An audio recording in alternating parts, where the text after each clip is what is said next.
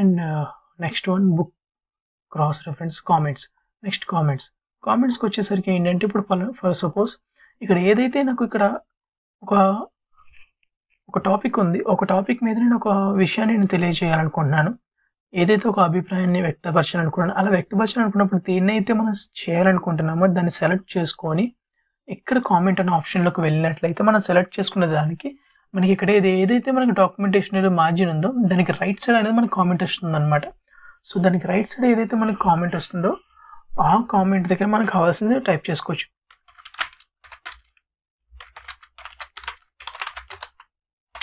So ఈ విధంగా మనం పక్కన క్లిక్ చేసి మళ్ళీ డాక్యుమెంటేషన్ ఏరియాలోకి వస్తే మనకు కామెంట్ అనేది ఈ విధంగా ఉంటుంది. ఎప్పుడైతే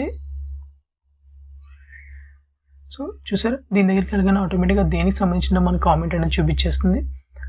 ఒకవేళ మీకు వద్దు అనుకున్నట్లయితే, కామెంట్ అనేది మీకు వద్దు అనుకున్నట్లయితే దీని మీద రైట్ క్లిక్ ఇచ్చి డిలీట్ క్లిక్ చేస్తే మన కామెంట్ అనేది పోతుంది. సో ఈ విధంగా మనం కామెంట్స్ అనేవి యాడ్ చేసుకోవచ్చు. Next header and ఫోటర్.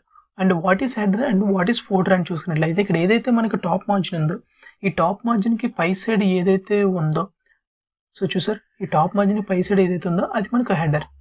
ఇక్కడ ఏదైతే మనకు బాటమ్ మార్జిన్ ఉందో ఈ బాటమ్ మార్జిన్కి బిలో ఉన్నది అది మనకు ఫోటర్. సో నాకు హెడర్లో కానీ ఫోటోలో కానీ నాకు పేజ్ నెంబర్స్ ఆర్ మనకి సెట్ ఆఫ్ డేటాని మనం ఏదైనా ఒక చూపించాలి అనుకున్నప్పుడు మనం ఇక్కడ యూజ్ చేసుకోవచ్చు. ఇక్కడ మనకు కావాల్సింది సెలెక్ట్ చేసుకొని ఏది కావాలో సెలెక్ట్ చేసుకోవచ్చు. సపోజ్ నేను పేజ్ నెంబర్ సెలెక్ట్ చేసుకున్నా. ఓకే, పేజ్ నెంబర్ 1 ఇచ్చా, ఎంటర్ క్లిక్ చేసి పక్కన డబుల్ క్లిక్ చేసా, పేజ్ నెంబర్ 1. ఓకే, ఫస్ట్ పేజ్కి వచ్చింది. సో నాకు వద్దు, నాకు టోటల్గా కావాలి అనుకున్నట్లయితే డిలీట్ చేస్తున్నా.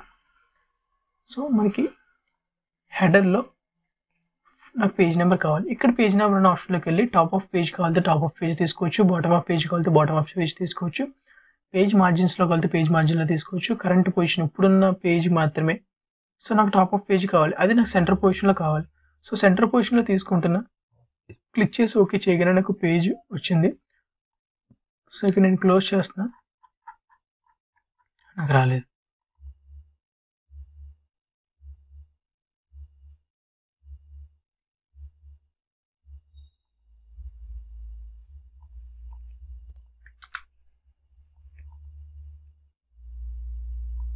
ఫార్మేట్ పేజ్ నెంబర్స్లో వెళ్ళండి, ఇక్కడ కావాల్సిన తీసుకుని continue from start at 1 okay చేసా, క్లోజ్.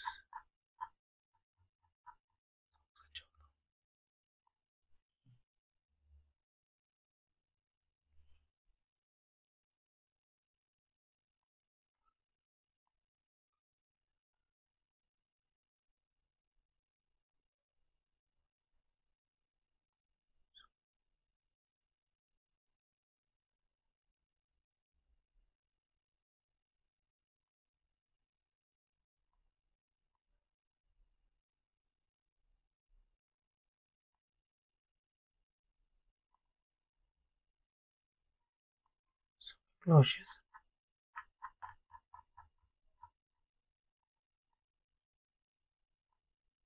ఓకే.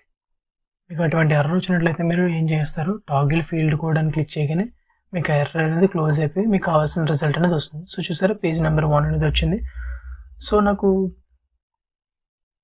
ఈ పేజ్ నెంబర్స్లోకి వెళ్ళి నాకు వద్దనుకున్నట్లయితే రిమూవ్ పేజ్ నెంబర్ క్లిక్ చేయగానే నాకు పేజ్ నెంబర్ అనేది డిలీట్ అయిపోతుంది అనమాట. చూసారా పోయింది.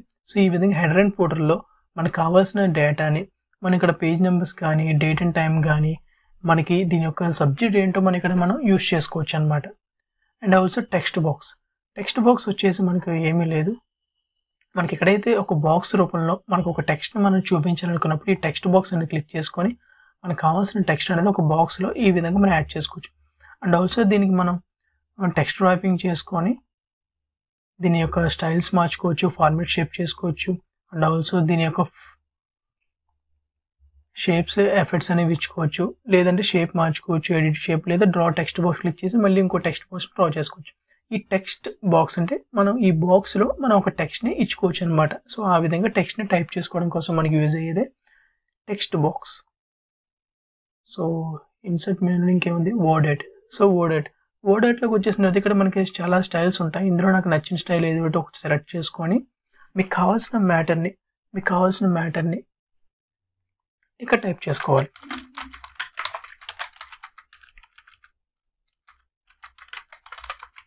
సో ఇక్కడ టైప్ చేసుకున్నాను. ఇలా టైప్ చేసుకున్న తర్వాత ఈ టెక్స్ట్ని నాకు కావాల్సిన విధంగా ఎడిట్ చేసుకోవచ్చు. ఇక్కడ షేప్ ఫిల్ ఉంది. ఇవన్నీ మనం ప్రతి దానికి వస్తాయి. ఇన్సర్ట్ మెనూలోకి వచ్చేసి పిక్చర్స్ కానీ టెక్స్ట్ కానీ ప్రతి దానికి ఇవన్నీ ఆప్షన్స్ యూజ్ అవుతాయి అన్నమాట.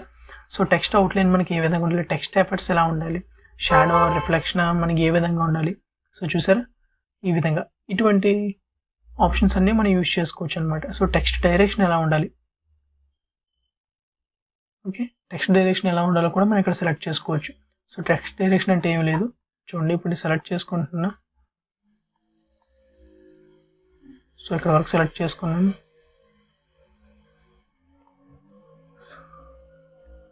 ఇది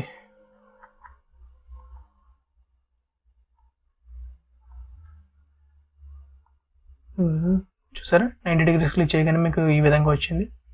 సో ఇప్పుడు అదే మళ్ళీ టెక్స్ట్ డైరెక్షన్లోకి వెళ్ళి రొటేట్ ఆల్ 270 degrees క్లిక్ చేశాను. 270 degrees రొటేట్ అయింది. సో హారిజంటల్ క్లిక్ చేసాం, మళ్ళీ హారిజంటల్ పొజిషన్లోకి వస్తుంది. చూసారు ఈ విధంగా టెక్స్ట్ డైరెక్షన్ అనేది ఇక్కడ మనం మార్చుకోవచ్చు.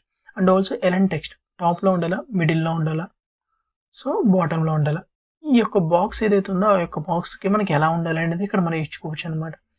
సో రొటేట్ ఆప్షన్స్ కూడా ఉంటాయి. రొటేట్ రైట్ 90 క్లిక్ చేస్తే రైట్ సైడ్ 90 degrees రొటేట్ అవుతుంది. లెఫ్ట్ 90 క్లిక్ చేస్తే లెఫ్ట్ సైడ్ అవుతుంది. Flip vertical top to bottom వస్తుంది, బాటమ్ టు టాప్ వస్తుంది. Flip horizontal left to right and right to left అనేది వస్తుంది అనమాట మనకు. సో ఆ విధంగా మనం ఇక్కడ రొటేట్ ఆప్షన్ కూడా యూజ్ చేసుకోవచ్చు. సో ఇది మనకు వచ్చేసి వర్డ్ ఆర్ట్ అనమాట. సో వర్డ్ ఆర్ట్ యొక్క బ్యాక్గ్రౌండ్ కూడా మనం మార్చుకోవచ్చు. ఇక్కడ షేప్ ఫిల్లోకి వెళ్ళినట్లయితే ఇక్కడ టెక్స్చర్ ఉంది. టెక్స్చర్ కావాలంటే టెక్స్చర్ యాడ్ చేసుకోవచ్చు. పిక్చర్ కావాలంటే మీరు పిక్చర్ కూడా యాడ్ చేసుకోవచ్చు అనమాట. సో పిక్చర్ కూడా యాడ్ చేసుకోవచ్చు. అండ్ ఆల్సో గ్రేడియంట్ కూడా యాడ్ చేసుకోవచ్చు, మీకు కావాల్సిన గ్రేడియంట్ అనేది. సో ఈ విధంగా ఇప్పుడు ఇన్సర్ట్ మెనూ ఇది వచ్చేసి మనకు word art. And drop cap వచ్చేసి మనకి ఏది యూజ్ అవుతుంది అంటే ఎప్పుడైతే మనం ఒక పారాగ్రాఫ్ ఉందో ఒక పారాగ్రాఫ్లో స్టార్టింగ్ లెటర్ అనేది మనకు కరెక్ట్గా ఈ విధంగా డ్రాప్ క్లిక్ చేస్తే మనకి ఆ విధంగా పెద్దగా వస్తుంది. ఎప్పుడైనా ఒక న్యూస్ పేపర్లో వాటిల్లో మనకి ఏదైతే ఈ విధంగా ఒక లెటర్ అనేది బిగ్ లెటర్గా వచ్చిందో ఆ యొక్క పారాగ్రాఫ్ లేదా ఆ డేటాలో, సో మనకి ఆ విధంగా రావాలంటే దాన్ని సెలెక్ట్ చేసుకుని డ్రాప్ క్లిక్ చేస్తే మనకి ఆ విధంగా డ్రాప్ క్యాప్ అనేది వస్తుంది. లేదు ఇన్ మార్జిన్ క్లిక్ చేస్తే మొత్తం ఆ యొక్క మార్జిన్కి రైట్ సైడ్ అంతా టెక్స్ట్ వచ్చి లెఫ్ట్ సైడ్ మాత్రం ఏదైతే మనకు మార్జిన్కి అవతల సైడ్ మాత్రం వస్తుంది ఇది. సో ఇది విధంగా డ్రాప్ క్లిక్ చేస్తే మనకి డ్రాప్ ఆప్షన్ వస్తుంది అనమాట. So drop cap. Next date and time.